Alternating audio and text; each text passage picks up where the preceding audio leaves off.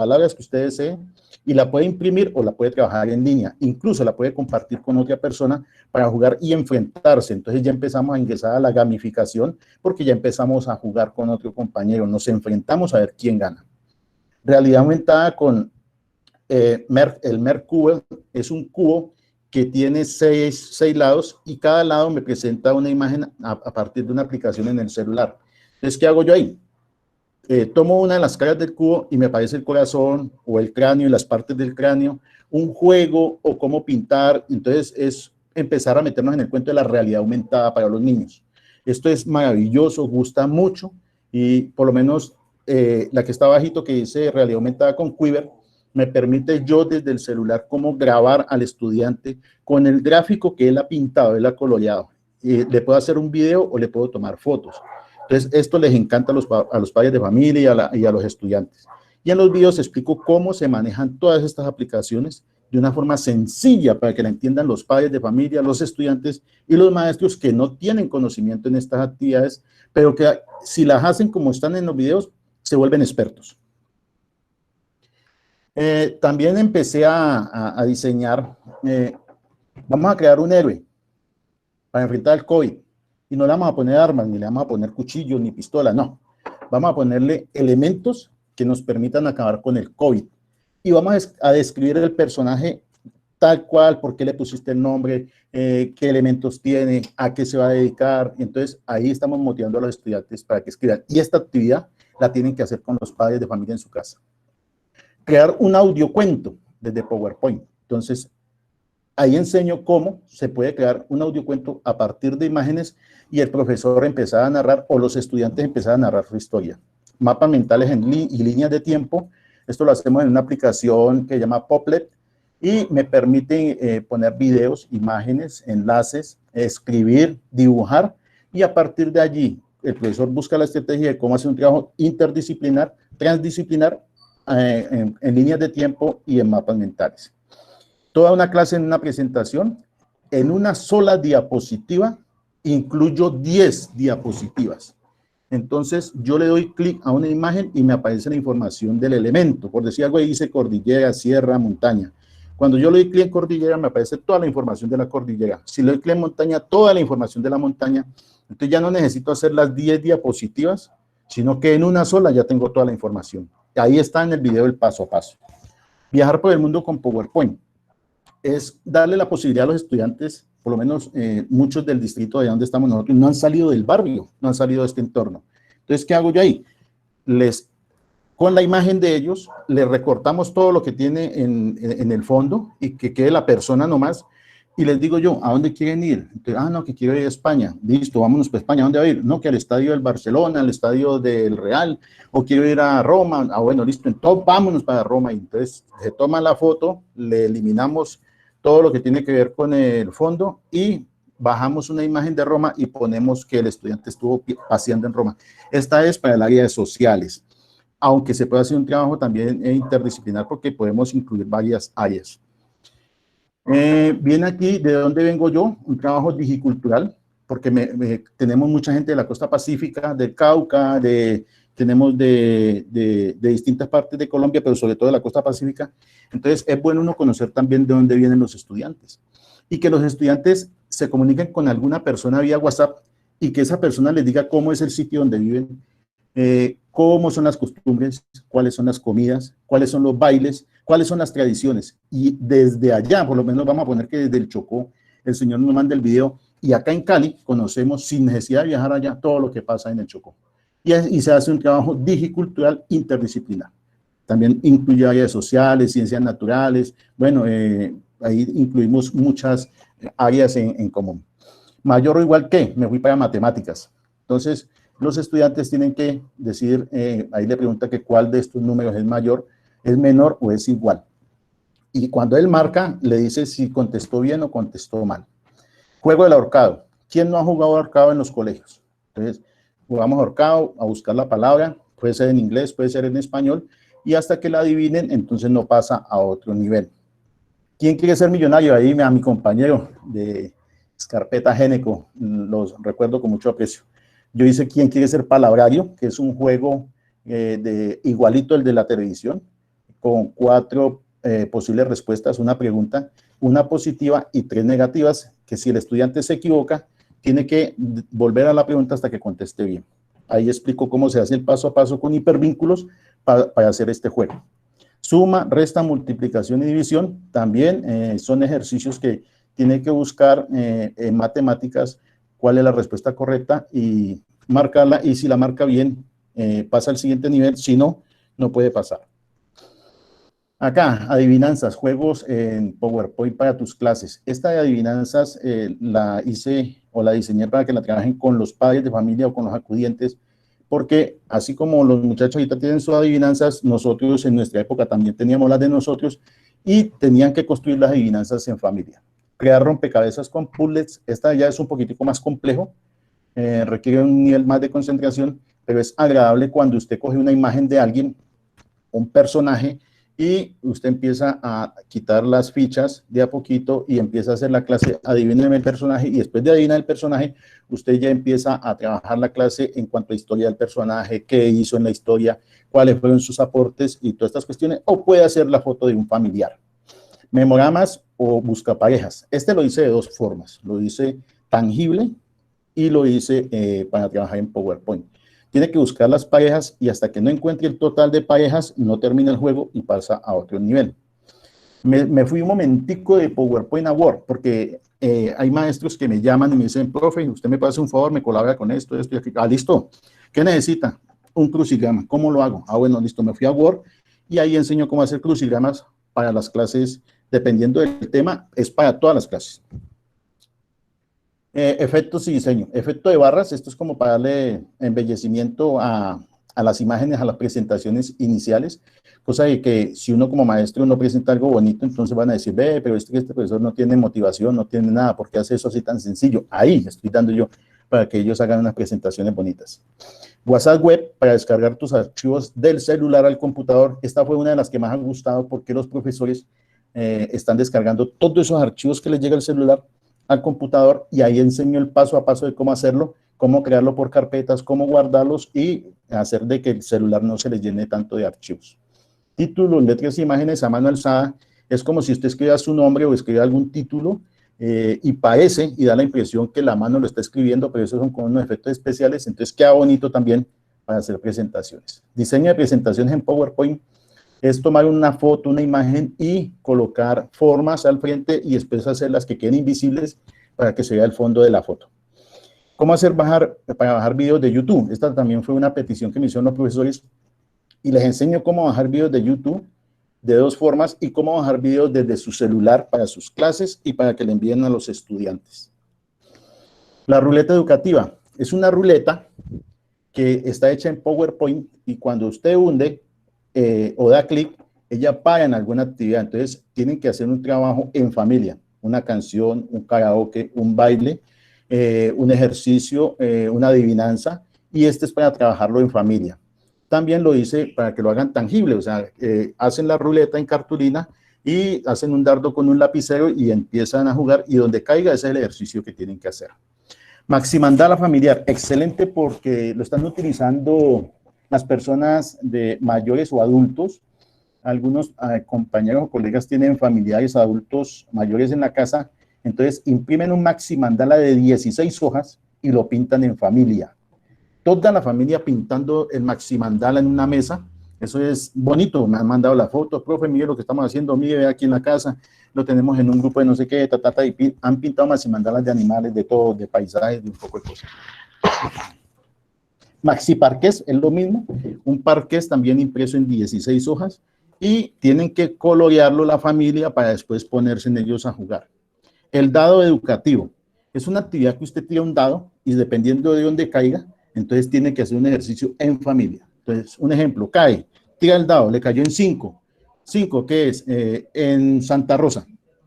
Tiene que escribir qué pasó en Santa Rosa. ¿Con quién? Con un policía.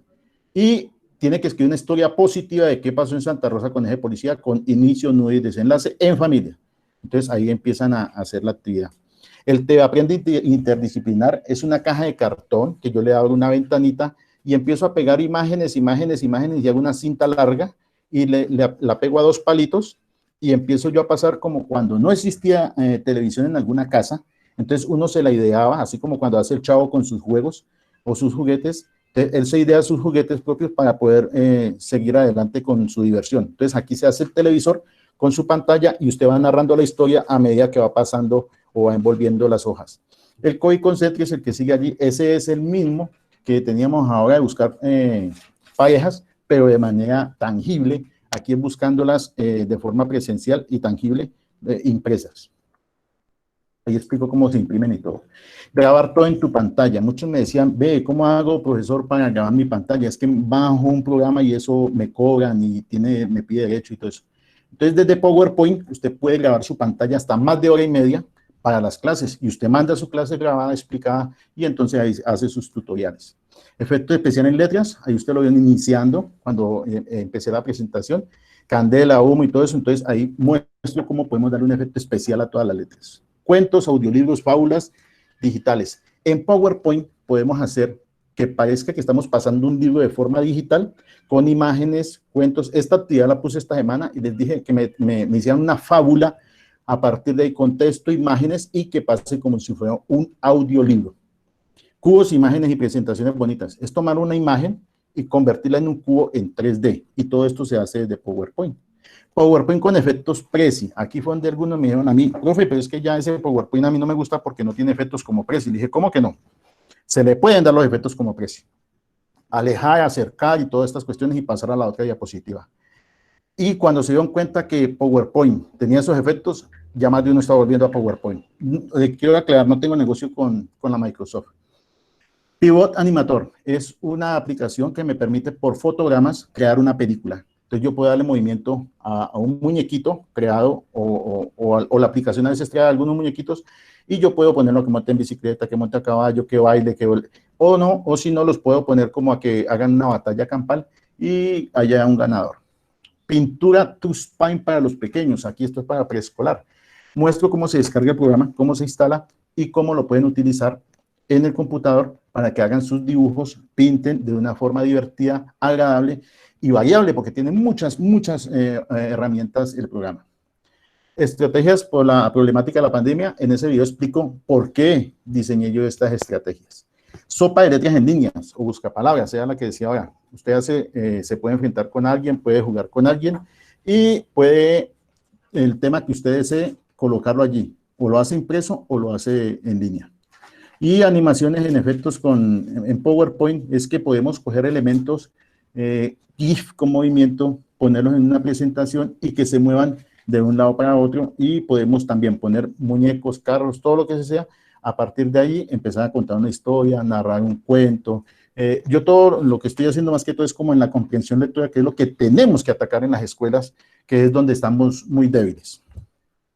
Y les voy a presentar en este momento cómo en un colegio empezaron a utilizar esta estrategia a partir de PowerPoint con Mario Bros. Entonces, mírenlo, aquí está. Mario Bros.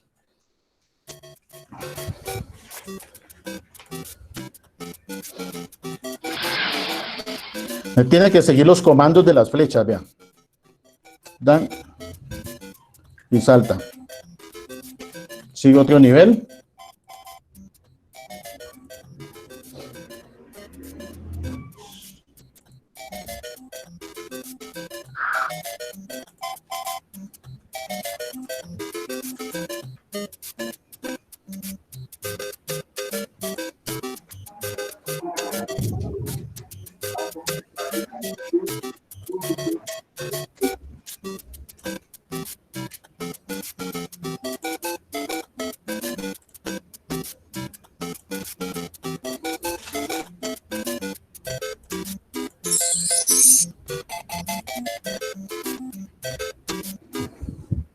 Y aquí, este es mi canal de YouTube, Jorge Eliezer Camargo García. Cuando empecé a hacer los videos, tenía cerca de 500 suscriptores. En este momento cuento con 984. Y esto es lo que yo he hecho desde que empezó la pandemia, en tratar de vincular a todos los maestros, estudiantes y padres de familia con estas actividades, y que el maestro ya de ahí para allá empiece a desarrollar sus clases de forma interdisciplinar trabajo colaborativo, trabajo familiar, porque en este momento los padres de familia son los que están enfrentados a esta situación. Y este es lo que yo he diseñado y lo que falta, porque seguiré, inclusive ahorita más ratico que terminemos la charla y todo eso, voy a hacer un video donde voy a enseñar unas actividades de matemáticas. Entonces, esto es lo que vengo haciendo yo acá. Me gusta también, ¿sabe qué es? Que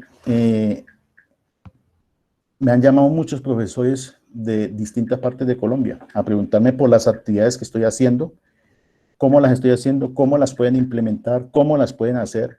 Me he vuelto profesor de 24/7, sábados, domingos, festivos. Profesor, ¿cómo hago esto? Profesor, indíqueme. Muchas personas, profesores, adultos, me llaman a consultarme que cómo hacen, que no han entendido tal cosa. Entonces les hago un videito ahí cortico y les digo, esto se hace así, así, así. Y el agradecimiento es lo que le satisface a uno porque está uno contribuyendo a algo, ayudando en el momento de la situación a alguien que tiene una problemática. Y los estudiantes se están divirtiendo porque mucho estudiante está haciendo estas actividades. Incluso un amigo, Josué Pac, de México, me sigue y está haciendo todas estas actividades y él se las comparte a más profesores allá en México y lo están utilizando. Entonces es agradable que estamos pasando de aquí de Colombia, de Cali, estamos yendo al Valle, estamos yendo a Colombia y ya estamos pasando hasta otros países porque estas actividades se trabajan en todos los niveles de primaria, secundaria, incluso yo lo estoy trabajando con los normalistas superiores. En este momento les pongo la actividad y ellos tienen que desarrollar esta actividad y entregarme los resultados y ya después yo califico lo que ellos han hecho. Y de estas actividades muchas las hemos hecho también para los estudiantes de grado cuarto y algunos profesores, me comenta el rector, que están utilizando estas estrategias con los estudiantes para bachillerato especialmente. Entonces todos ellos están utilizando y me llaman, unos que otros me están llamando y me están diciendo que qué pueden hacer para tal actividad, qué pueden hacer para tal cosa. Entonces ahí voy yo contribuyendo en algo a algunas situaciones con los profes, con la educación y con todo lo que tiene que ver con la preocupación de colaborarle a alguien, ayudarle a alguien en un momento difícil, porque todos hemos tenido situaciones difíciles, hemos tenido momentos desagradables en los cuales no podemos manejar una aplicación, no podemos desarrollar nada, entonces se nos dificulta y no tenemos quien nos apoye. Entonces, ¿qué hace uno? Brindarles el apoyo a los que presenten la dificultad. Y esto es lo que estamos haciendo en Santa Rosa, lo que está haciendo Jorge Eliezer Camargo García. Los invito a que se inscriban en mi canal y cada vez que yo subo un video les va a llegar una notificación de que hay un video nuevo. Ya llevo más de 40 videos desde que empezó la pandemia. Bueno, espero les guste la idea, la aprovechen al máximo y la utilicen todos ustedes.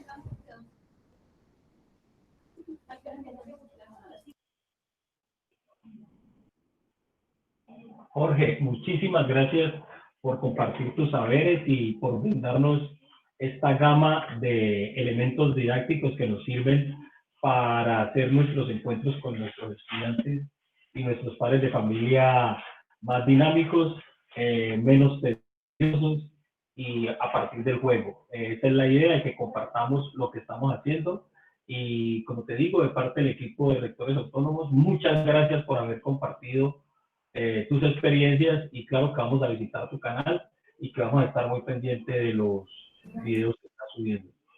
Muchas gracias.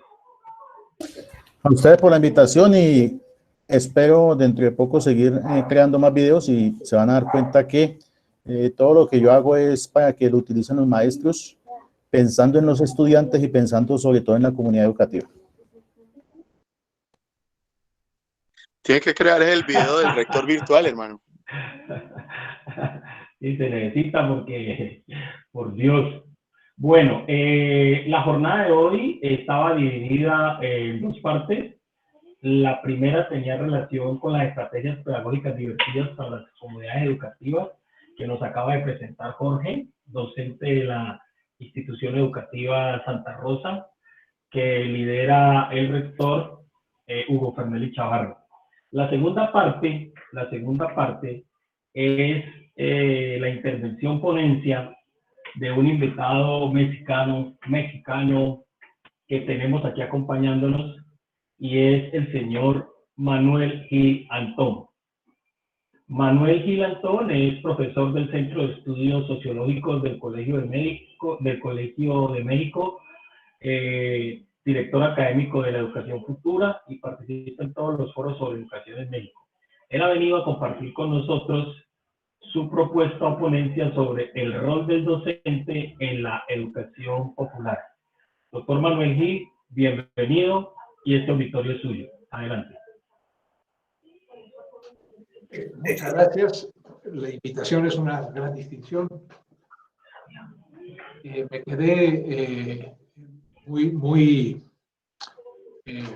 impactado por la presentación de Jorge, porque es de una creatividad y de una sabiduría que para los que tenemos dificultad para entrar a Zoom, pues yo siento que es un astronauta, ¿no? Que sabe hacer cosas extraordinarias. Hay una pregunta, sin embargo, que desde México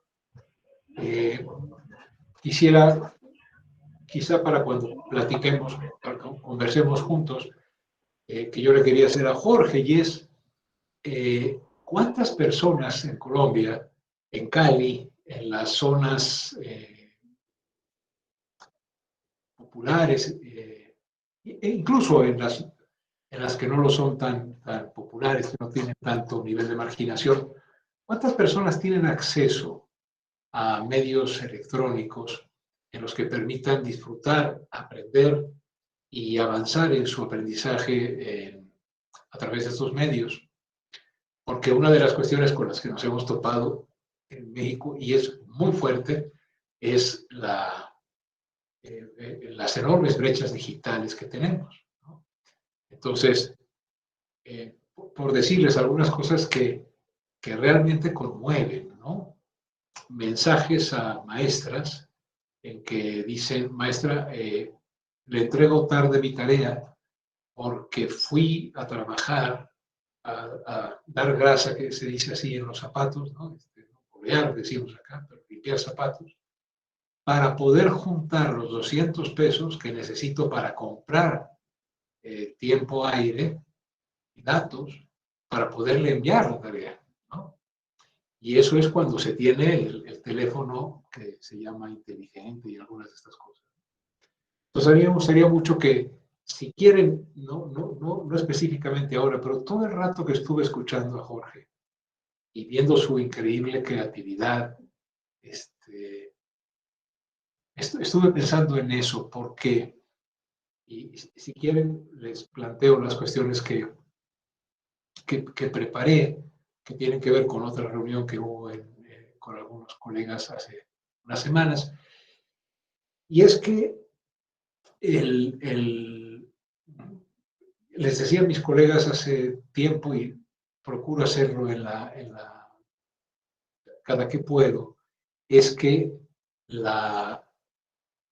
he llegado a la convicción, después de estos años de tratar de entender el fenómeno educativo en México, que, bien vistas las cosas, los intelectuales más importantes de un país no son, como aquí en México podríamos catalogar a los que pertenecen al Colegio Nacional, que son 15 señores a los que les pagan una gran cantidad de dinero porque son los más sabios, o los que estamos en el Sistema Nacional de Investigadores.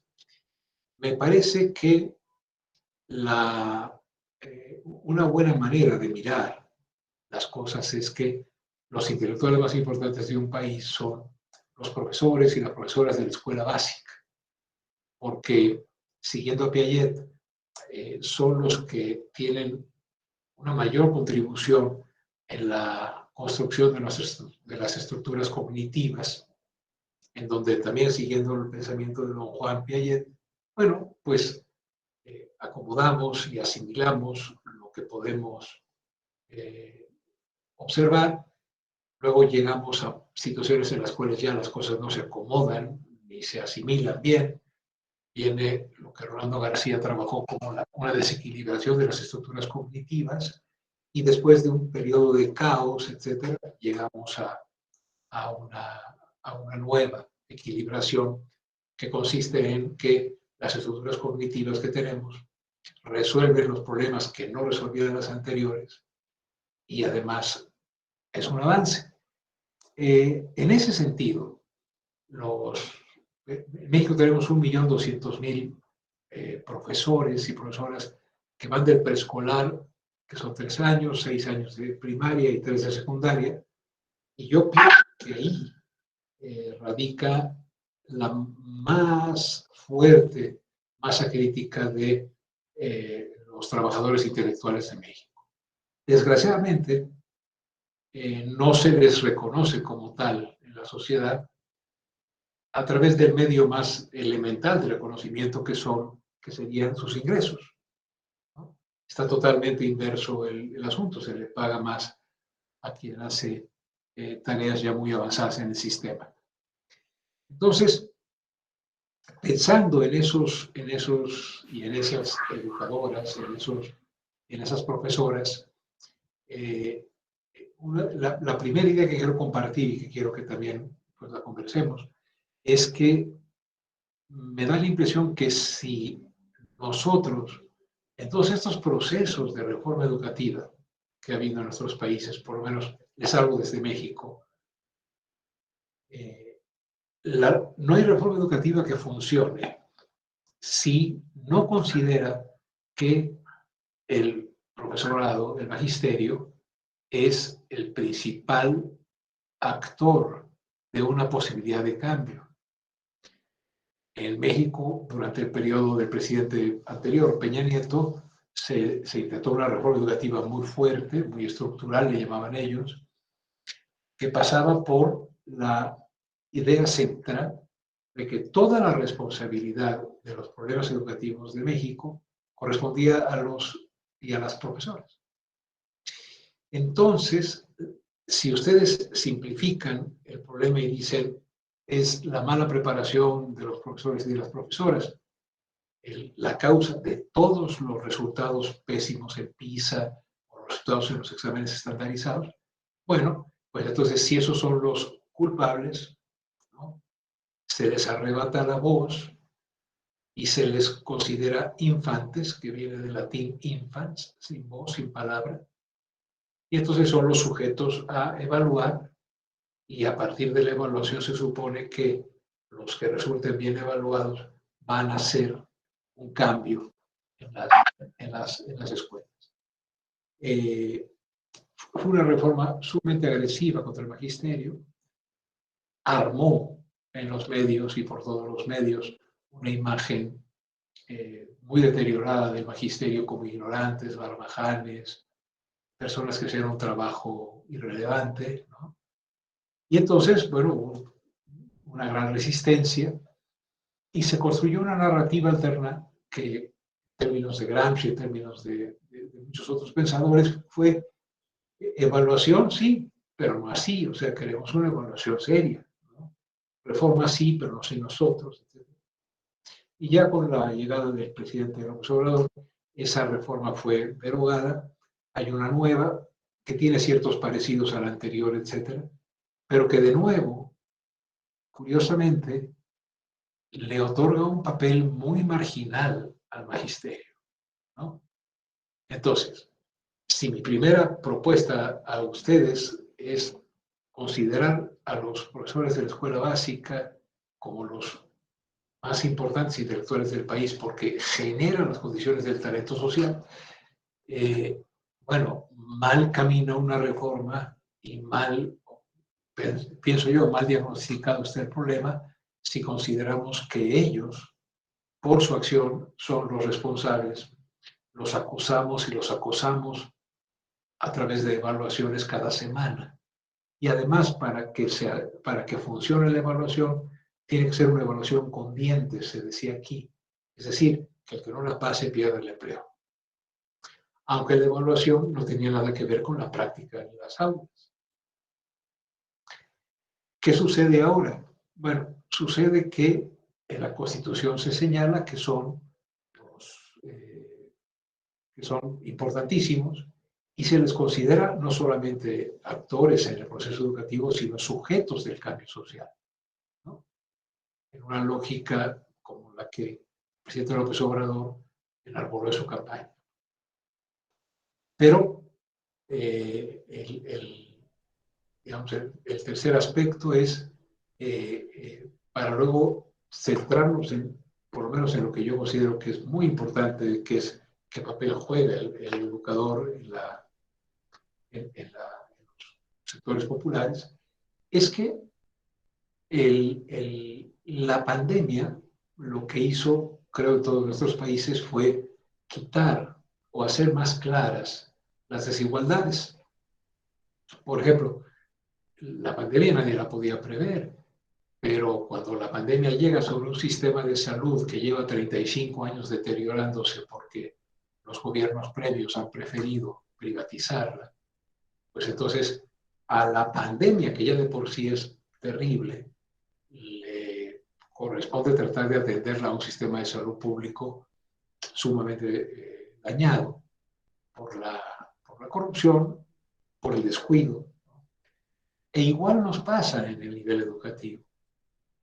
En los estudios sobre la desigualdad en la educación, que sigue casi de manera perfecta y ahonda la desigualdad social, es lo que hace que la reducción a que los profesores son los únicos responsables no tome en cuenta el contexto socioeconómico, el contexto del capital cultural previo de los muchachos en sus casas, etcétera, ¿no?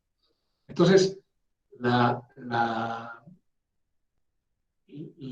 acusación al magisterio no procede, pero además la pandemia nos muestra de nuevo una gigantesca desigualdad. En México, el 40% de las escuelas, digamos, de educación básica son multigrado.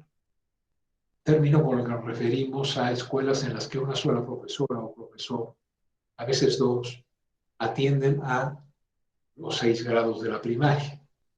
¿Por qué? Pues porque son escuelas extraordinariamente pobres, con infraestructuras verdaderamente vergonzosas. En muchas de ellas y en otras que ya no son multigrados, sino que son escuelas más grandes, el requisito de entrada es llegar con 2 cubetas de agua para los baños, porque no hay agua, ¿no? El 40% de nuestras escuelas son multigrado y más o menos en la mitad de nuestras escuelas no hay agua.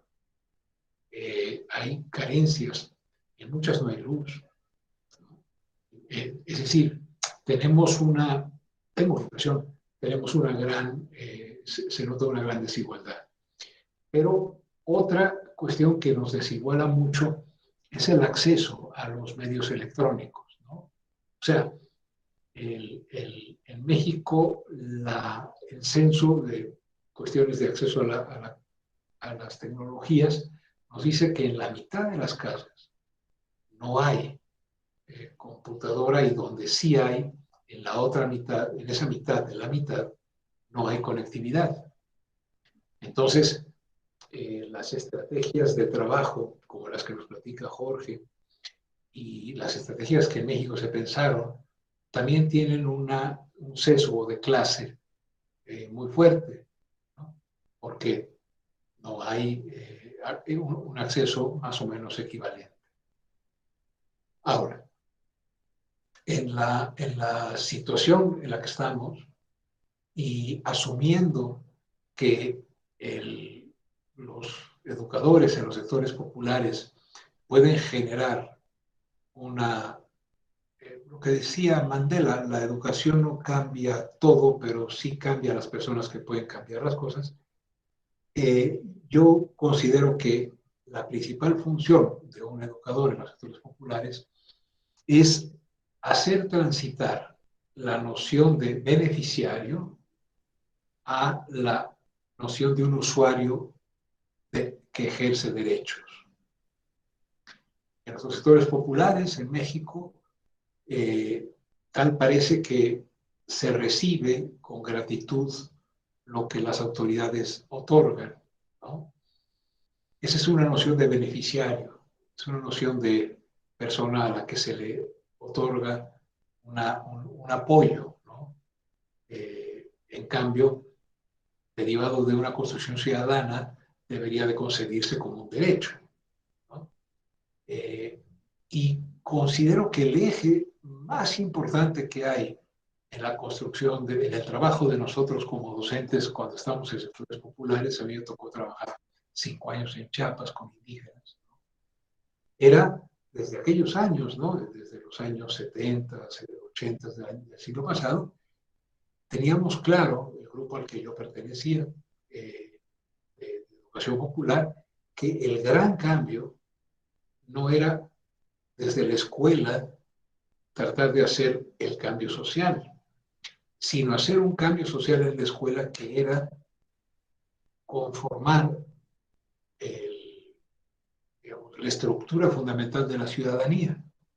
Y la ciudadanía pasaba por construir una escuela que generara personas que preguntan, no personas que responden, porque la pregunta se suscita por la duda genera la capacidad crítica, y la crítica es la base de la posibilidad de ser ciudadano, no de ser beneficiario, ¿no?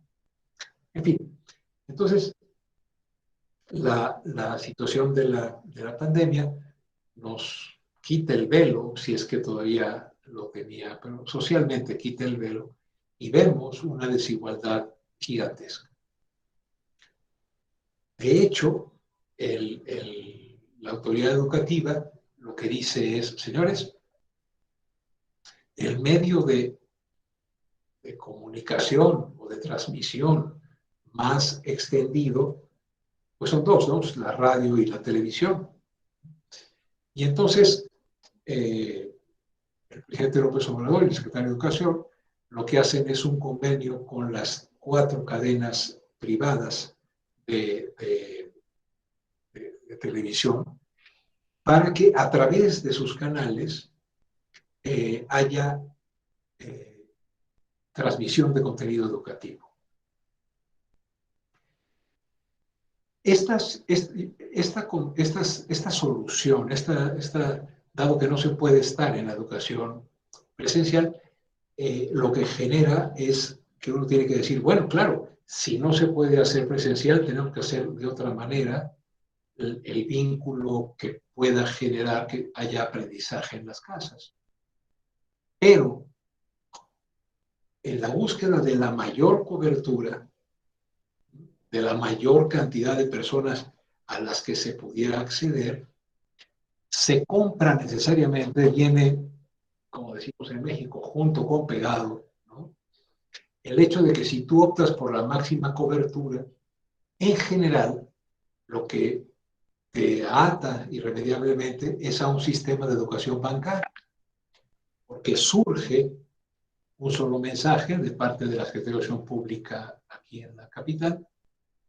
El mensaje llega a todos lados, digamos, dosificado para a las 8 de la mañana tiene clases primero y segundo de primaria, para primero tome este canal, para segundo tome este canal, y de 8 a 10 están todos los niños de tercero, ¿no? Perdón, de primero y segundo. El hecho es que un solo mensaje se transmite por una sola, por los medios, digamos, y llega a la pantalla de la televisión. Pero el supuesto de base es que lo que llega, y como llega, le llega a un receptor que está en una actitud pasiva. En todo lo que nos platicó Jorge, lo que hay es interacción, y la educación es vínculo interactivo para aprender.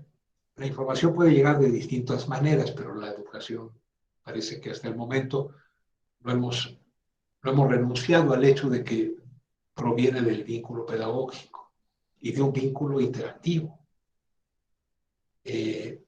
Bueno, pues en México se ha decidido resolverlo por el lado de la transmisión unificada y estandarizada a todo el país de los mismos contenidos para cada uno de los grados, y está por para el día 14 de septiembre se generarán 4.550 programas de televisión, porque la idea del secretario de Educación, y así lo dijo, quizá en un lapsus, fue: vamos a continuar con la escuela, con la educación, y los canales y son los que van a impartir los cursos. Nunca, diría mi abuelo, habráse visto semejante despropósito. Los canales de televisión pues no pueden impartir clases. Sin embargo, lo que quería decir es que a través de los canales de televisión llegarían las clases. El problema es que se requiere entonces una concepción de un receptor pasivo.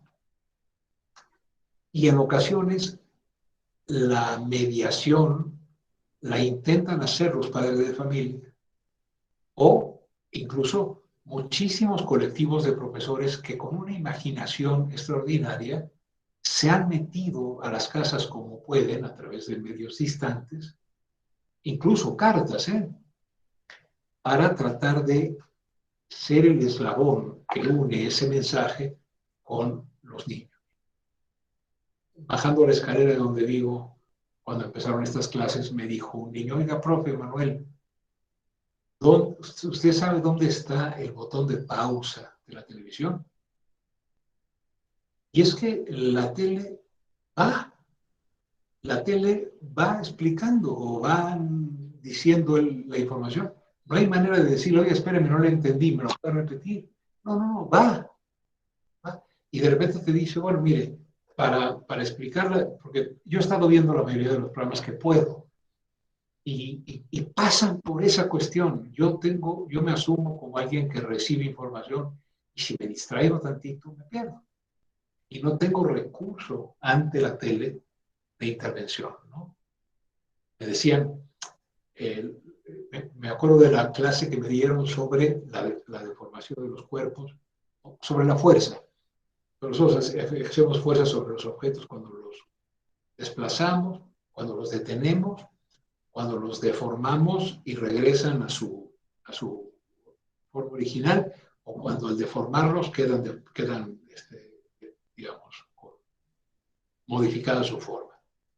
Y de repente el señor, que además era un programa español, decía: vayan ustedes por una goma y la estiran. Entonces, para todos nosotros goma es con lo cual borramos lo que escribimos en tinta o lápiz. Para el señor español, la goma era una liga.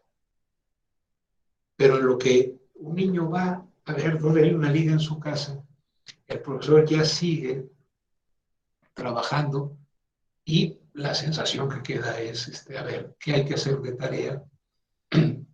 Algún adulto se pone en medio, tiene que tomar la foto del niño frente a la televisión, asegurando que es el horario adecuado, y luego mandarle evidencia de que estuvo pegado a la televisión, en una manera sumamente bancaria, diría Freire, de concebir el acto educativo.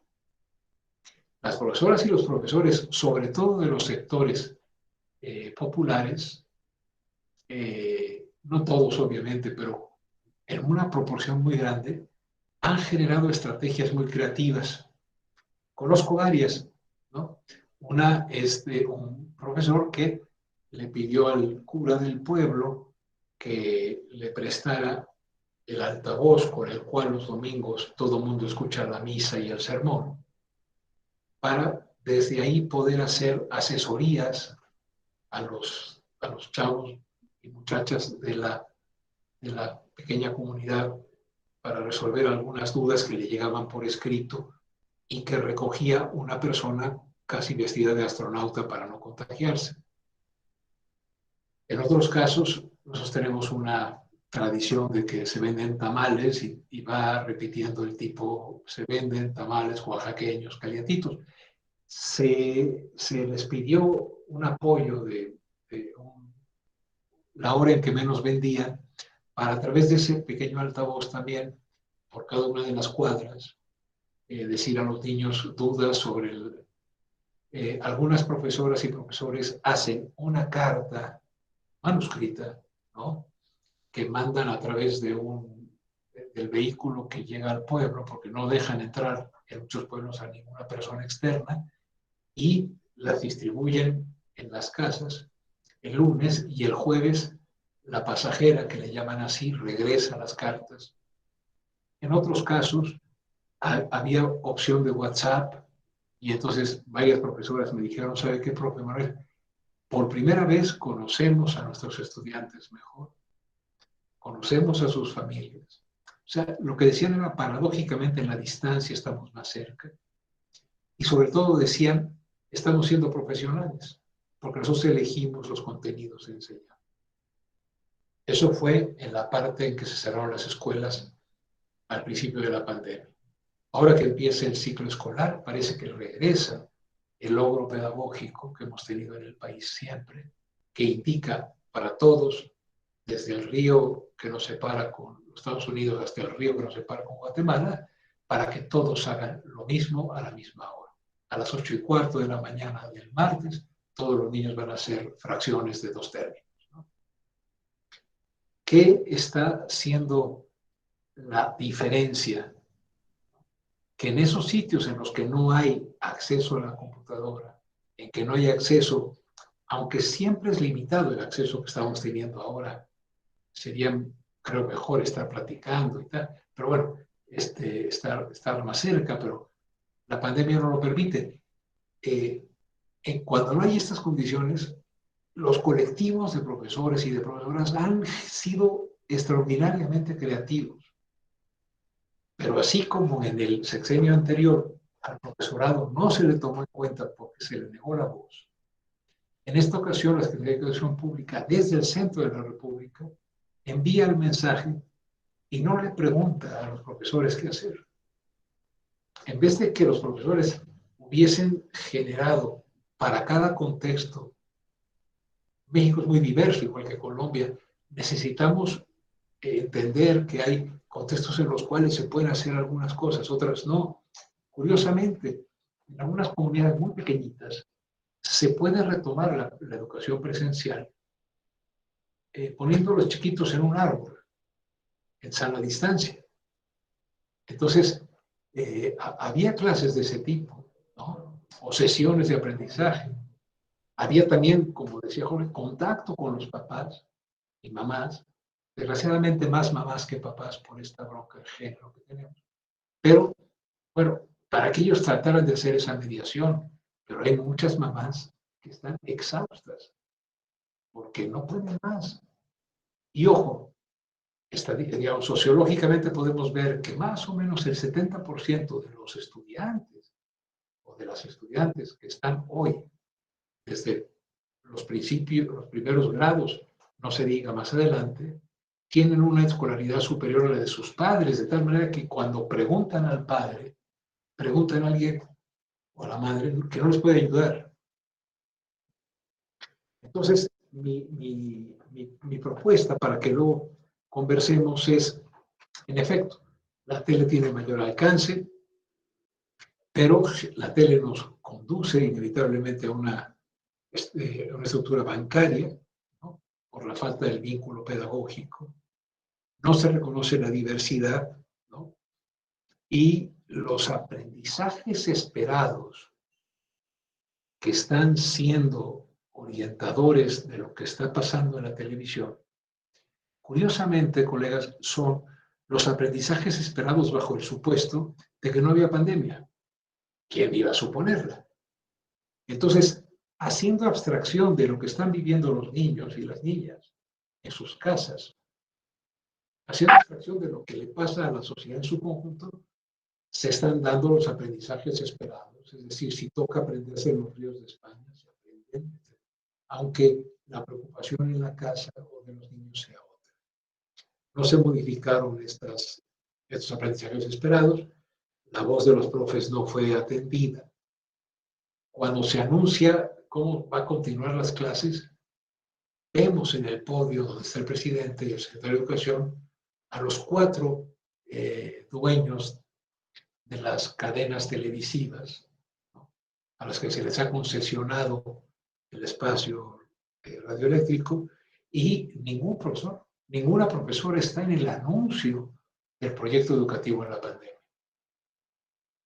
Y entonces, estamos ante una situación en la cual lo que es impresionante es cómo socialmente todo el mundo está haciendo el esfuerzo de ver cómo le hace para que siga vinculado el país a un proceso a veces escolarizado, a veces educativo, a veces de aprendizaje, pero con muchas diversas estrategias. A pesar del centralismo de la Secretaría de Educación Pública, los profesores y las profesoras saben cómo darle la vuelta y ser creativos, ¿no? Entonces, a partir de que la escuela no se concibió en la medida optimista de Parsons, Durkheim, etcétera, como la estructura social que iba a generar una legitimidad en la desigualdad, porque dependiendo del resultado de la escuela había movilidad social, y es así, era por mérito, no era por cuna. A partir de que esa concepción funcionalista de la educación se quiebra, pero aparece una en la cual también radicalmente se dice la escuela simplemente reproduce la ideología dominante y también reproduce la desigualdad. Afortunadamente llegan autores como Apple y otros que dicen, señores, no, la escuela está diseñada desde el poder para eso, pero es un campo de lucha. Entonces, mi propuesta, porque lo he vivido en persona aquellos años, pero también ahora, es que el papel de docente en los sectores populares es el actor o la actora, a la actriz, en el sentido no de teatro, sino quien puede actuar para, en ese terreno de lucha que es la educación, la escuela, digamos, se decida por generar la difícil capacidad de hacer preguntas o conformarnos con ser los que hablamos para luego recibir como respuesta y calificar como buenos aquellos que como eco repitan nuestras palabras. A fin de cuentas es el papel, creo, de un docente, de una docente en las zonas populares, es generar estrategias que se acerquen a una educación liberadora que tenga sentido e, insisto, que contribuya a la construcción de ciudadanía, porque el nivel de tolerancia a la desigualdad y a la inequidad que se generó en los 35 últimos años en el país fue abrumador. O sea, cada vez más pocos gozaban de los beneficios del desarrollo y cada vez más se repartían los costos entre la población. Entonces, cuando la invitación que amablemente me hicieron era, ¿cuál será ese papel? Hay quienes piensan en mi tierra que lo que se requiere es que ese profesor, esa profesora, lo que genere es conciencia social. Pero cuidado, si nosotros criticamos a la educación bancaria porque es la transmisión unilateral de contenidos, nosotros nos podemos equivocar y llegar con otro contenido, pero en la misma estructura bancaria, en la misma estructura vertical, digamos, llenando las cubetas vacías de contenidos de cambio. Y entonces, por definición, eso no va a producir resultados de liberación o de construcción ciudadana. Porque, insisto, la construcción ciudadana surge de la capacidad de preguntar. Y quisiera terminar esto para que conversemos, ¿no? Y sobre todo para que no me hagan muchas preguntas a mí, sino se las hagan entre ustedes, es que sabiendo que iba a estar en una reunión y que iba a haber rectores, ¿no? Los sistemas educativos en México van haciendo una autoselección, ¿no? Y se van autoseleccionando de tal manera que ya en las universidades la diversidad de condiciones de origen y de vivencia se reduce sin anularse, ¿no? Es muy distinto tener 4 computadoras en la casa que tener una y tenérsela que prestar a papá que está trabajando desde la casa, a la mamá también, ¿no? Hay todavía diferencias sin duda, ¿no? Pero no cabe duda que estamos en un nivel en el cual hay más capacidad para la destreza tecnológica y más costumbre de usar este tipo de aparatos. La cuestión que yo me pregunto, viendo cómo hace mi institución, que es el Colegio de México, pero cómo hacen la Universidad Autónoma Metropolitana y la Universidad Nacional, y aquí va una provocación, es que estamos haciendo, digo, salvo Jorge y otras personas muy valiosas, lo que estamos haciendo es lo mismo que hacíamos de manera presencial. Entramos, decimos algo, encargamos tareas, los chiquillos y chiquillas hacen tareas y luego mandan evidencia de que las han realizado. Y en la educación superior, a mi juicio, lo que hacemos es sustituir los salones por este tipo de plataformas y sin modificar la estructura fundamental de la conferencia y el discurso sobre lecturas encargadas previamente, creo que seguimos haciendo lo mismo. La provocación es la siguiente. ¿No creen que el uso de estas tecnologías, sin la creatividad que han puesto muchos profesores y profesoras, lo que pasa es que nos está permitiendo vernos con más claridad en el atraso pedagógico en las universidades? Al menos en México, cuando se contrata a un profesor en la universidad, se le pide que tenga producción de investigación, pero no que esté capacitado para la docencia. Se supone que sabe, por el hecho de saber, sabe enseñar. Y sí es cierto, cualquiera puede enseñar. Miren, yo les enseño aquí mi bolígrafo, pero eso no genera más que, diría Piaget otra vez, no, nadie enseña nada, solo aprende el que aprende. En consecuencia, generar ambientes de aprendizaje, propiciar en la pandemia a través de estos medios o en lo presencial cuando podamos tenerlo otra vez, me da la impresión de que estos mecanismos nos han permitido vernos con más crudeza, con menos opacidad en una situación general de pedagogía muy antigua en un mundo muy moderno. Cuando ese niño me decía, ¿dónde le pongo pausa a la tele?, me pareció que era muy significativo, porque los aparatos con los que trabaja, con los que vive, con los que juega, pueden poner pausa. ¿No será que tampoco es fácil la pausa cuando estamos presencialmente?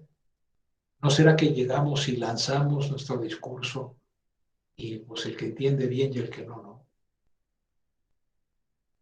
Si eso es así y en los sectores más favorecidos, el capital cultural de la familia puede salvar el acto educativo y del aprendizaje, en los sectores populares no. Porque no hay de dónde. No hay un capital cultural que contribuya. Estas son, con mucha franqueza, las ideas que he preparado. De ninguna de ellas estoy seguro, pero les aseguro que en ellas he estado pensando y escribiendo en los últimos tiempos y conversando con mis colegas. Y ahora conversarlo con ustedes es una cuestión en la que espero aprender muchísimo. Muchas gracias. Bueno, doctor Manuel, muchas gracias por presentarnos esa visión que usted tiene de lo que está haciendo el manejo de la educación en tiempos de pandemia. Le vamos a dar la palabra al licenciado César Ocoró, que va a hacer la moderación y va a dar la palabra a quien la pide. Creo que ella tiene unas preguntas allí. Entonces, licenciado César, bien pueda. Correcto, muchas gracias, Freddy. Muchas buenas tardes a todos, al compañero Manuel por haber dado su espacio y pues compartir con nosotros las ideas que son tan importantes, sobre todo cuando uno se contextualiza y dice, bueno, porque yo creo que todos hemos hablado de eso, ¿no? ¿Cuál es el currículo contextualizado? ¿Cómo contextualizo? ¿Cómo lo vuelvo en el territorio? ¿Cómo lo llevo al territorio? Y a veces podemos pecar en decir, yo quito esto, pongo esto, creyendo que es simplemente eso. Es como, y yo el otro día charlaba también con alguien y con el maestro Manuel de eso de contextualizar, de cómo leer la escuela y cómo realmente contextualizar. Pero bueno, nosotros queremos en esta parte del conversatorio, que es lo más importante, pues dar la palabra a los compañeros. También hay unas preguntas para Jorge, pues ahí vamos turnándonos. Entonces vamos a tener la metodología de las preguntas. Quien desee intervenir también nos pide la palabra. Yo tengo algunas preguntas aquí que me han ido pasando, pero la idea es como que si hay alguien que de todas maneras desea intervenir para alguna pregunta específica a Manuel o a Jorge, entonces pues por favor tiene la palabra. Decía el otro día también el maestro Manuel que cuando uno pregunta en la escuela debe dar la pausa. Porque sí, o sea, y entonces uno mismo se contesta, hay que dar la pausa. Entonces yo pregunto, igualmente, para que eso sea un conversatorio, aprovechemos a Jorge, aprovechemos a Manuel, que de allá tan lejos se ha conectado con nosotros, para poder compartir todas estas ideas, que pues igualmente son las que nosotros nos hacemos las preguntas aquí. Cuando Manuel habla, nos damos cuenta que pues como que no hay mucha diferencia, eso que México está por allá lejos, está cerca de Estados Unidos y le llegan ciertas cosas igualito, es decir, cuando está hablando de las escuelas multigrado, igualito, aquí tenemos unas situaciones muy parecidas en el contexto escolar. Entonces doy la palabra.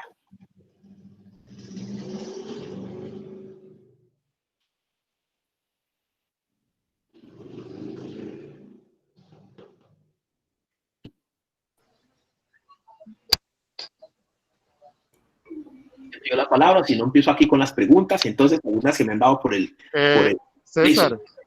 Listo. El micrófono. No, a mí sí me gustaría que nuestro invitado de pronto nos comentara en su percepción cuáles cree que han sido los retos reales que esta situación le ha manifestado, le ha dejado al magisterio y a los directivos docentes en su entorno. Correcto. Excelente pregunta. Maestro, lo vamos haciendo, vamos condensando algunas preguntas y para que luego, ¿sí? Ok, bueno, entonces aquí hay una pregunta que nos dicen, ¿cómo estructurar un currículo contextualizado sin ir a caer? Porque a veces tenemos, digamos, a mí me ha pasado cuando hablamos de ese currículo contextualizado, pero el compañero aquí me pregunta de no caer en darle la posibilidad al estudiante que aprenda también en determinadas situaciones, ¿no? Entonces, porque lo que yo decía hace un rato, y por eso pegaba de esa pregunta, es decir, ¿qué voy a recortar, qué voy a quitar, qué voy a poner, cómo contextualizar sin perder la posibilidad de que estos chicos abran las brechas, ¿sí? O sea, así, usted contextualice, pero él también tiene que aprender a esto y a esto, es decir, cómo hacer, cómo decidir y cómo determinar qué es lo que deben aprender mis chicos en una situación específica, porque a veces en algunos sectores es más importante hablar de la situación de convivencia, la situación de qué está pasando. El otro día yo tenía, cuando estaba trabajando en el Instituto Agualaca, en la escuela Bejarano, y en la anunciación después, en uno de esos microcentros, un chico preguntaba, a mí, ¿por qué me hablan tanto de ese man llamado Simón Bolívar si yo ni siquiera lo conocí? ¿Por qué mejor no me explican la realidad de mi ciudad, la realidad de mi barrio, que todos los días hay muertos, todos los días tengo que saltar porque hay un muerto cerca de mi casa? ¿Por qué no me hablan de esa realidad? Para poderla modificar. Decía un chico, no tenía 13 años. Y en cambio, ¿cómo me dejan todo un año hablando de ese man Simón Bolívar que no lo conocí, ¿no? Entonces, ¿cómo uno mediar en eso? De aquí la pregunta que hacen los compañeros, ¿cómo mediar en ese currículo? ¿Cómo debe ser ese currículo contextualizado, maestro? Por allí hay otra pregunta que dice,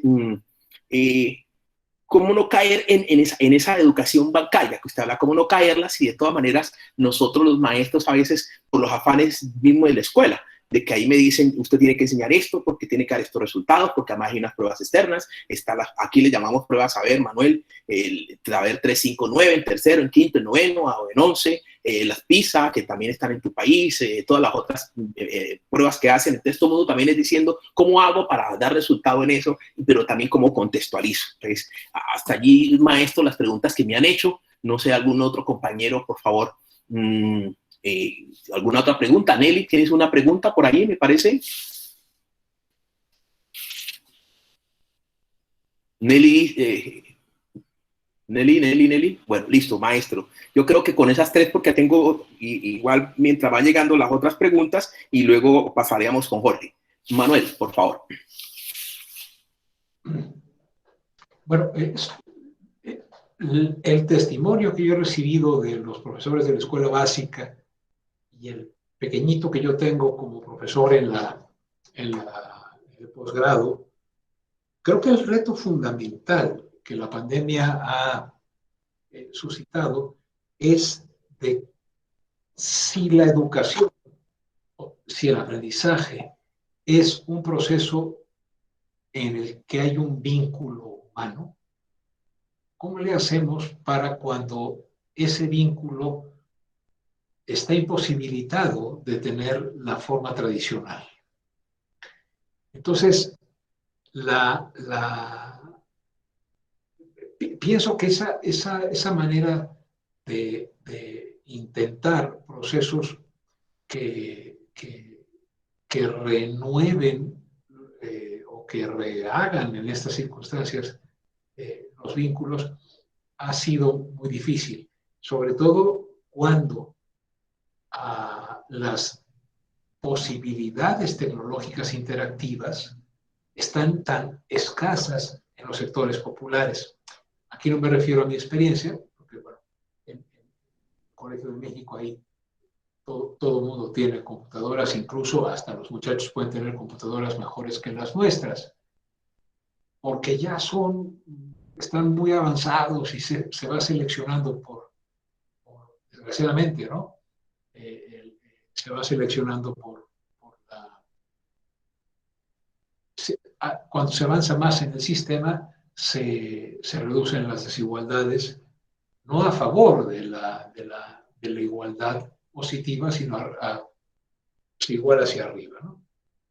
Entonces yo respondería sinceramente, el reto es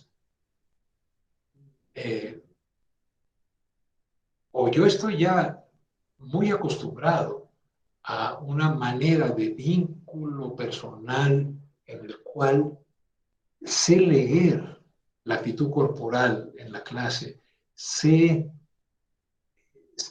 percibo en el ambiente silencios de atención, que luego en la pantalla son silencios intraducibles, etcétera, ¿no? Para mí ese ha sido el principal reto. Y el otro ha sido cómo me salvo de seguir las instrucciones de la autoridad. ¿Cómo puedo, como Jorge hizo, ser creativo? Entonces,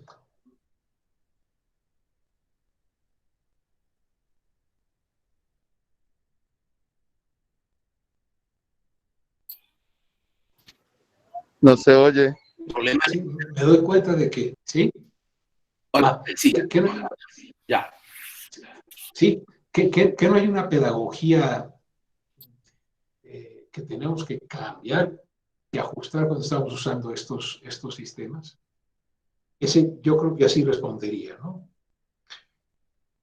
En ocasiones creo que cometemos un error cuando pensamos que contextualizar el currículum es bajar la exigencia, bajar el reto de que aprender implica trabajar. Y en una lógica sumamente paternalista, decir que contextualizar el currículum es facilitar o reducir la calidad de la educación o la calidad del aprendizaje al que se aspira. Al contrario, yo pienso que contextualizar el currículum pasa por encontrar la manera de, sin bajar o sea, sin reducir la expectativa, el valor agregado que tiene la educación, porque en esos sitios el valor agregado de la educación es mucho mayor que donde hay privilegio, consiste, hasta donde alcanzo a entender, a encontrar estrategias que hagan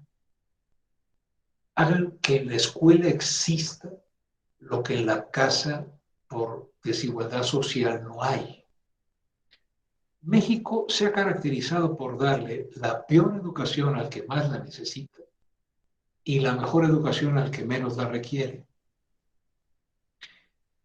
Y esto se observa porque cuando digo la peor educación es que uno puede casi predecir el alcance de grados que va a tener una persona si se fija en su casa y en su escuela. Es decir, orígenes de estilo. La cuestión de contextualizar el currículum me parece que es en la circunstancia en la que estamos, y creo que tiene que ser un trabajo colegiado, no puede ser un trabajo exclusivo de una persona, es cómo le hacemos para, por ejemplo, en una comunidad campesina, en una comunidad celtal, por ejemplo, que es un grupo indígena que hay en México y que yo conocí, cuya lengua hablo, ¿sí? ¿Cómo hacer para que la relevancia de la construcción de la estructura cognitiva esté en la base de su experiencia y no en la base de la experiencia unificada y soberbia del centralismo urbano? Quiero darles un ejemplo muy rápido. En un examen para profesoras y profesores se les hizo la siguiente pregunta. Si de estos exámenes para evaluar y de los que dependía conservar el empleo, les preguntaban si un niño o una niña tiene dificultades para calcular el área de los cuerpos, ¿qué tiene usted que hacer? Opción A, mandarlo a la dirección castigado. Opción B, ponerlo en la parte final del salón con orejas de burro. Estoy inventando, ¿no? Parte 3, quedarme en la tarde o citarlos en la tarde a los que traigan problemas para ayudarles en sesiones especiales, ¿no? Adicionales. Y la cuarta opción era enviar un mensaje a la casa para que cuando el papá volviera de trabajar, les ayudara a calcular el área de las recámaras de su casa, ¿no? Es decir, que el papá, volviendo del trabajo, dijera, tienes problemas para calcular. Bueno, mira, esta habitación es un rectángulo, entonces es lado por, como sea, ¿no? Esta es una cuestión de un polígono irregular, hay que hacerle así, ¿no? Bueno, quien estaba como ayudando a estudiar a los profesoras y profesores para ese examen, les preguntó cuál es la correcta. Y una maestra, con mucha razón, dijo, pues les doy una clase en la tarde. Y le dijeron, maestra, entienda usted bien que lo que importa es conservar su empleo. Entonces, no piense en lo que usted haría, piense en lo que la autoridad educativa piensa que usted debe pensar. La correcta es la 4, encargar que el papá, al volver del trabajo, de un trabajo muy descansado, ¿no? En el cual no hace 5 horas o 3 en el metro, o que sabe, ¿no? Muchos papás son analfabetos en el campo, que llegue y le diga al niño, papá, necesito que me ayudes a calcular el área de los cuerpos de esta recámara. Y la maestra decía, pero entonces yo no haría eso, porque no, mis papás, los papás de mis alumnos, o las mamás, no saben. Y dice, y lo peor es que las casas son circulares. Entonces, pues pi por radio al cuadrado. Me parece que contextualizar pasa por establecer el vínculo que sea posible con los padres de familia. Y otra opción que la otra vez platiqué con un poco más de detalle. No podemos contextualizar un currículum con exigencia y con la convicción de que esos niños tienen todas las condiciones para aprender igual que los otros, lo que no tienen son condiciones sociales. Consistiría en que aceptemos hacer proyectos colectivos que pasen por lo que yo llamaba hacer el seminario de la ignorancia. Es decir, solicitar a una colega, a un colega, que vea cómo doy mi clase, cómo estoy en mi curso. Y no en términos de evaluación, no en términos de castigo, de sobresueldo, de pérdida de empleo, sino en términos de concebir que todos podemos aprender de todos. Decir, ¿sabes qué, Manuel? Tu problema es que preguntas y no aguantas la respuesta, sino que respondes tú y luego crees que respondieron tus estudiantes. Entonces, no hay conocimiento, nada más hay repetición de lo que tú dices, ¿no? Eso me ayudó mucho.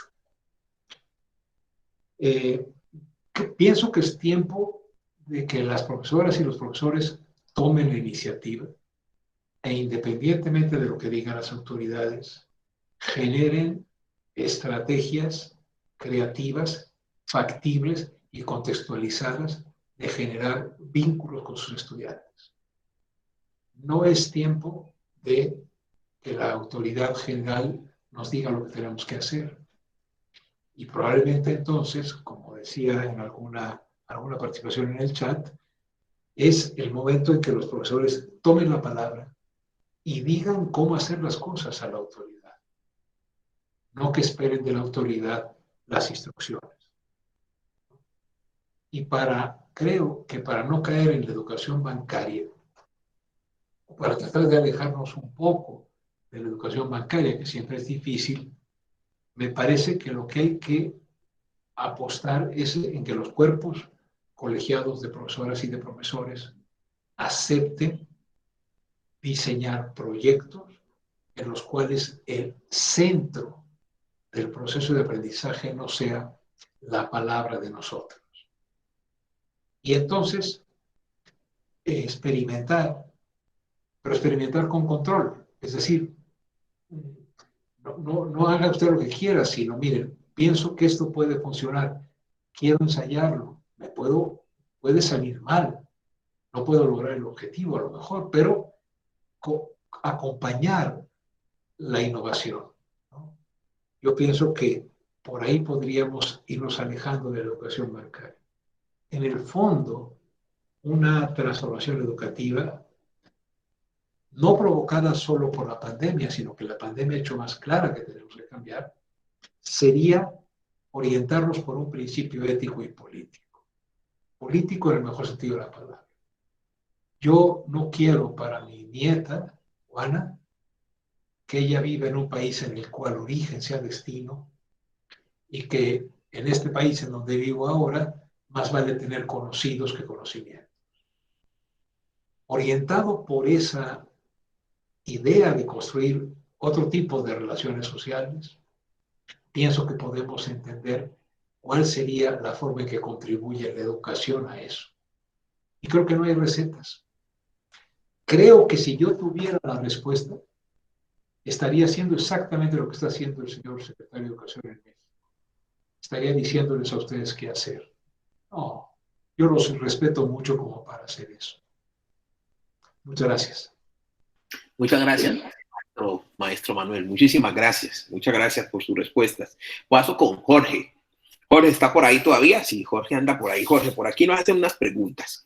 Una vez, Jorge, estás invitado para la próxima. Yo no sé si ahora, pues con el permiso del compañero Freddy, porque esto que tú has dicho allá merita un taller, ¿sí? Yeah. Un taller. Y te confieso que yo estaría ahí de primero también anotado. Vale. Hay algunas situaciones aquí, algunas inquietudes de los compañeros. Es decir, pues hay algunas situaciones técnicas, por ejemplo, que es el del Popel, no sé, por ahí hablaste de algo que yo nunca había nombrado, Es más, no sé si lo estoy nombrando bien. Entonces, alguien pregunta que qué es Popplet, que qué pasó con eso por ahí. Preguntaron. Alguien también preguntó de cómo podemos adaptar, perdón la expresión, eso que tú estás hablando y que muy bien titulaste estrategias pedagógicas y divirtiéndose, algo así, ¿no? Para la comunidad educativa. Algo así era, ¿cierto? Que nos divirtieran trabajando. Estrategias pedagógicas, lúdicas y divertidas para la comunidad educativa. Eso fue el título de tu presentación, de tu socialización de estrategia. Y entonces, pues todos ¿qué es lo que estamos hablando con el maestro Manuel? Porque todos a veces nos asustamos. ¿Y cómo? Y lo que yo voy llevando, y es que yo tengo aquí un currículo, es que yo cómo voy a salir de allí. Entonces es cómo se puede adaptar, porque esa es la situación de todos, muchas veces nos da miedo. Sí, pero ¿cómo? Si hago eso, ¿cómo lo voy adaptando al currículo, al plan de estudios? ¿Sí? Muy importante cuando incluye la familia allí, la situación. Y la otra pregunta que decía que es técnica es, ¿se necesita un computador de la última generación? ¿Necesitamos internet con yo no sé tantas megas para todo eso que tú relacionaste? Porque algunos lo desconocíamos, todas esas, digamos, posibilidades que tiene PowerPoint. Entonces ahí dijo estas preguntas que me han hecho inicialmente, desde luego compañeros maestros y directivos, compañeros rectores y colegas, pues ahí está abierta también la posibilidad de que hagamos otras preguntas. Jorge, vamos con esas primero.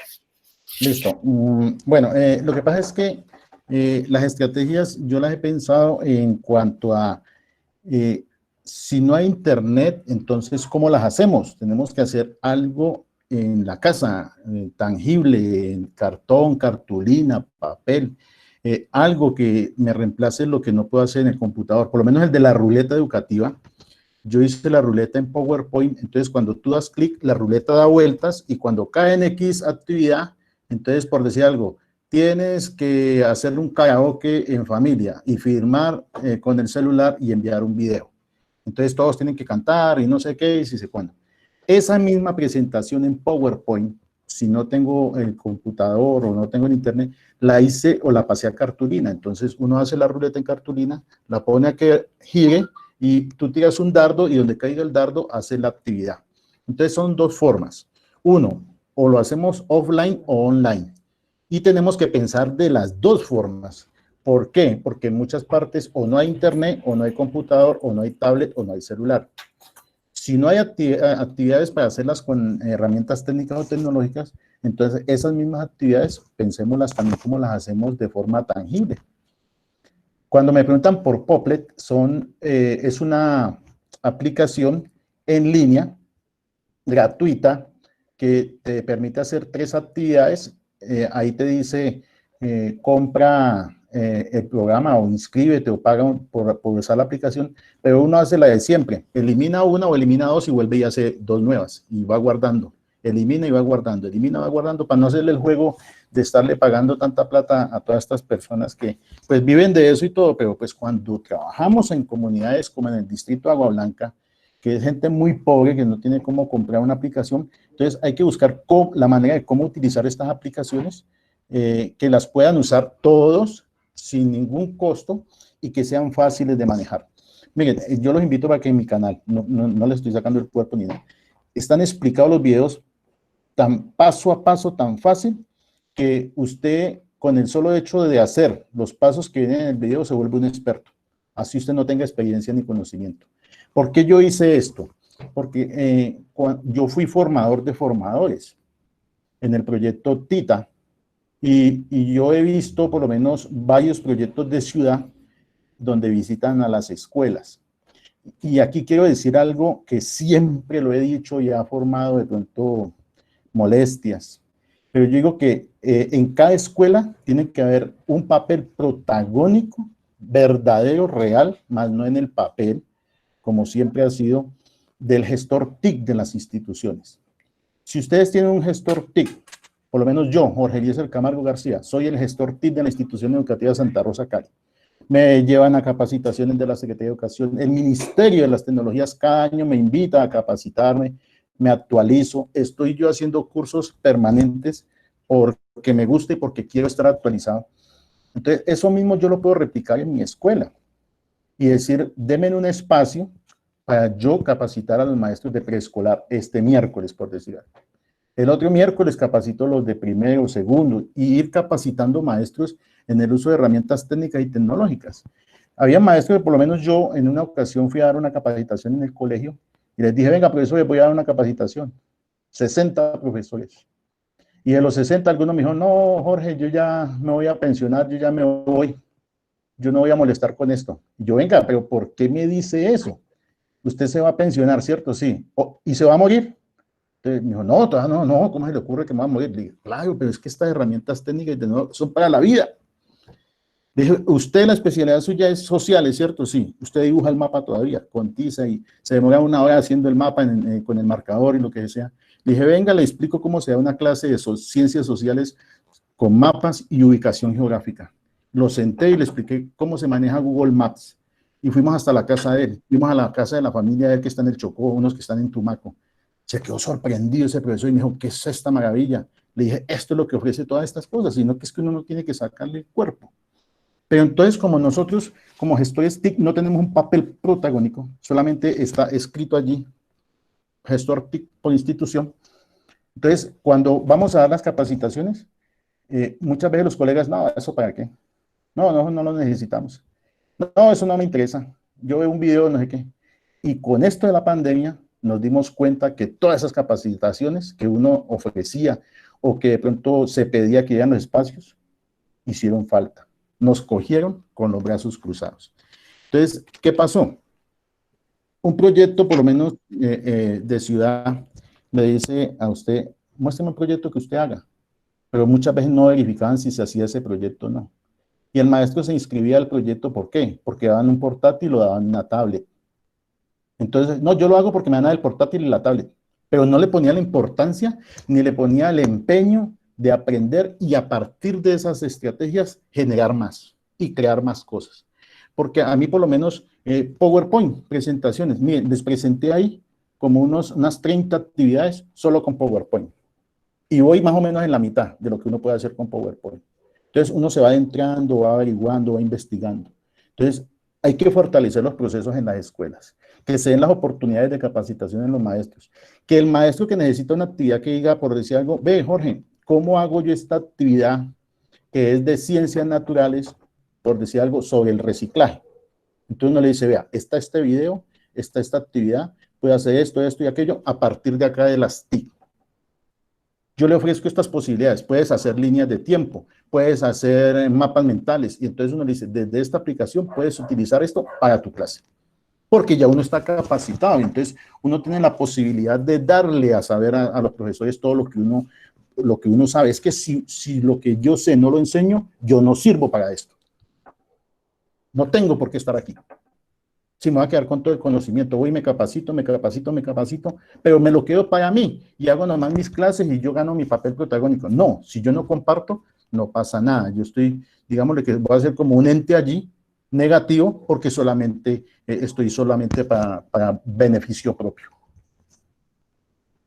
Ok, muchas gracias, Jorge. Muchas gracias y muchas gracias de verdad por digamos, compartir y esa actitud que tienes, ¿no? De verdad que sí. O sea, la idea es que nosotros compartamos y pues si tú sabes algo y el otro sabe, nos podemos complementar. Lo que decía ahora también el maestro Gil, tenemos que complementar nuestros saberes y tiene que ser, las transformaciones tienen que ser colectivas. Nosotros no podemos seguir diciendo que esto cambie sin nosotros intentar cambiar, ¿sí? Tenemos que seguir exigiéndole al sistema que debe de cambiar, pero también nosotros tenemos que igualmente empezar a hacerlo y la única forma es esa, empezar a compartir tantos saberes que tenemos y que todos los maestros y maestras tienen. Muchísimas gracias, Jorge. Freddy, yo no tengo sino agradecimientos para los 12 compañeros, pues Manuel, que hace un gran esfuerzo. No sé, tú acostumbras más adelante para lo del aplauso, pues, en virtual, pero muchas gracias, pues, a Manuel, muchas gracias a Jorge. Entonces ya te paso a ti, porque no hay ninguna otra pregunta por aquí, por el chat. Muchas gracias, Freddy. Gracias, César. No, para Jorge, para Manuel, muchísimas gracias por haber participado, por haber compartido sus experiencias y sus visiones. Miren que este espacio es exactamente lo que dice Jorge, es un compartir de experiencias. Lo que queremos es que alguien esté haciendo algo y los demás nos enteremos. Desafortunadamente, la disposición de nosotros los rectores está allí, de nosotros como directivos está allí, pero dependemos mucho de las experiencias que nos quieran compartir los maestros, porque si los maestros no nos envían lo que están haciendo, pues por más que nosotros queramos, no las vamos a poder presentar. Entonces, aquí hay varios rectores, insistimos en la idea de que los maestros presenten sus experiencias, nos las compartan. A continuación le voy a dar la palabra de despedida a Amparo, que nos va a convocar para una actividad el próximo viernes. Entonces, Amparo, muchas gracias. Y después de Amparo, pues hacemos el aplauso. Yo le cedo a Betty, vamos a hacer las dos, que les vamos a hacer una invitación a mi compañera Betty Rodríguez. Betty. Sí, Amparito, aquí estoy. Ok, para que invite. Sí, para el día 11 de septiembre a las 2 de la tarde. Betty, 10:30 de la mañana. Ah, es a las 10:30, yo tengo, bueno, Sí. Corrijo, Sí. última emisión. Para el día 11 a las 10:30 de la mañana está programada el acto simbólico y pedagógico que vamos a hacer los rectores que nos tomamos las voces de todos y de todas para hacer esa expresión de Santiago de Cali frente a la violencia ocurrida esta vez en el barrio Llano Verde, en el cual ustedes saben perdieron la vida vilmente 5 jóvenes y que estaban escolarizados algunos de ellos. Entonces la escuela tiene que levantar la voz y hacer sentir su presencia en inconformidad del trato a que se le están dando en Colombia y sobre todo en Santiago de Cali a los jóvenes y sobre todo los jóvenes en zonas marginales, que pues no están allí porque quieren, sino porque hay un Estado ausente y un Estado poco equitativo y justo frente a la repartición de la parte económica. Y entonces la escuela está allí y nosotros nos tomamos esas voces y entonces le queremos hacer partícipes a ustedes de esta actividad que se va a llevar, pues vuelvo y repito, el 11 a las 10:30 de la mañana. Es un acto simbólico litúrgico, pero vamos a dejar allí un recordatorio más allá de la muerte, un recordatorio de la vida. Entonces vamos a sembrar un jardín en donde esperamos la comunidad haga partícipe de su cuidado y nosotros también ser también guardianes de ese jardín, que será pues el retorno de muchas vidas más en honor a estos 5 jóvenes y a los muchos que han muerto en Santiago de Cali y en Colombia, que llevamos 10 masacres, par de jóvenes y ya van más de 60 jóvenes en ese sacrificio de esta guerra oculta. Entonces vamos a hacer ese acto simbólico, esperamos contar con la participación de los rectores, de las rectoras y hay un número que se consideró por institución, por zona educativa, que son 5, porque no, por el hecho de pandemia no podemos hacer un acto muy numeroso. Hay un número pues taxativo que permite pues los encuentros de este tipo y entonces se consideró que 5 por cada zona puedan participar para que vayan a sembrar el jardín y dejen ahí el espíritu pedagógico de cada una de las instituciones, el sentir de esos 47 videos que nos llegaron, muy bellos, y que se editó y que se va a presentar ese día algunas expresiones y que ya aquí este espacio también presentó. Entonces, pues esa es la invitación que estamos haciendo para que nutramos la presencia de la escuela en estos escenarios de muerte, pero que para la escuela tienen que ser escenarios de vida. Muchas gracias, compañeritos. Bueno, muchas gracias. Bueno, igualmente, Freddy, ¿cuál sería la participación masiva de la comunidad? Ese evento será transmitido por un Facebook Live. Nosotros esperamos que ustedes y que los maestros lleven ese voz a voz a toda la ciudadanía caleña para que ese día se conecten y escribamos, no solo conozcan lo que se está haciendo, sino en nombre de la educación pública oficial de Cali, sino que también escriban expresiones que muestren cómo abrazamos a Llano Verde, cómo somos solidarios en este momento tan difícil que vive esa comunidad por la pérdida de sus jóvenes. Muchas gracias. Gracias a ti, Amparo. La semana entrante estamos en Semana de Desarrollo, entonces no tendremos este espacio, regresamos en 15 días. Abrimos las cámaras para el aplauso virtual, por favor, abrimos las cámaras y hacemos el aplauso virtual. El aplauso virtual. Doctor Manuel, muchas gracias. Maestro Jorge, encantado de que haya participado y esté por aquí. Muchas gracias a todos. Feliz tarde, feliz fin de semana, feliz descanso. Un abrazo Bueno. a todas y todos. Chao, Manuel, Muchas chao. gracias a todos. Muchas gracias a todos. Muchas gracias. Gracias. Una buena reflexión. Gracias. Me encanta verlos. Me encanta Igualmente, verlas. Está muy igualmente. bien.